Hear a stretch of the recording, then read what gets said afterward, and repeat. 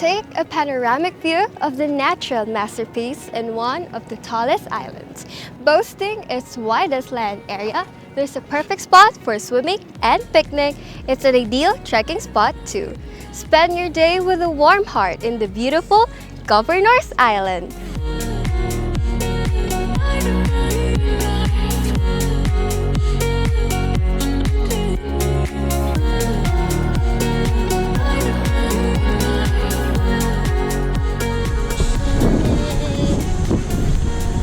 We're here at Governor's Island! Ang dati pong pangalan ng Governor's Islands ay Primicious Island. So, pinangalan po siya sa dating governor ng Pangasinan po. Pinalitan siya ng Governor's Island after ng matalo siya ni Governor Agbayani. And then, to dedicate this island sa lahat ng governor ng Pangasinan, pinangalan po ito ng Governor's Island. Pero, may cave po na matatagpuan dito na pinangalan po kay dating Governor Primicious po. So, makikita po dito yung 360 degree panoramic view na view deck dito sa pinakataas. So, and then meron din makikita na iba't ibang flora, mga tanim na mag-enjoy po, especially yung mga mahilig sa mga halaman po.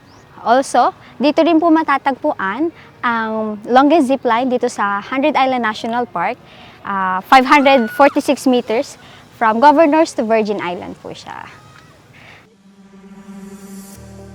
Una nating bibisitahin dito sa Governor's Island ay ang cave.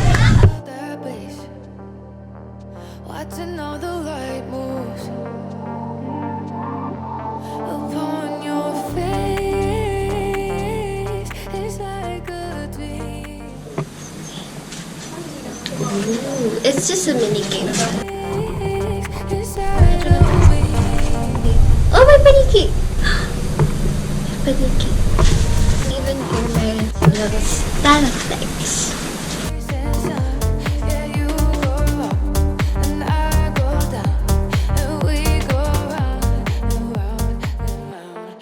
And now, lapit na tayo sa view deck ng Governor's Island, where we can have a panoramic view of the whole 100 Islands National Park. Ang Primicious Island, na dating pangalan ng Governor's Island, is the home of the famous PBB House, which hosted few episodes of the first teen edition. Dito rin makikita ang kabuuan ng 100 Islands through the view deck na mararating in more than 180 steps, pati na rin ang longest zipline na aabot pa sa kabilang island. Dahil maraming activities dito, best din for picnic sa mga day-tour gazebos for rent.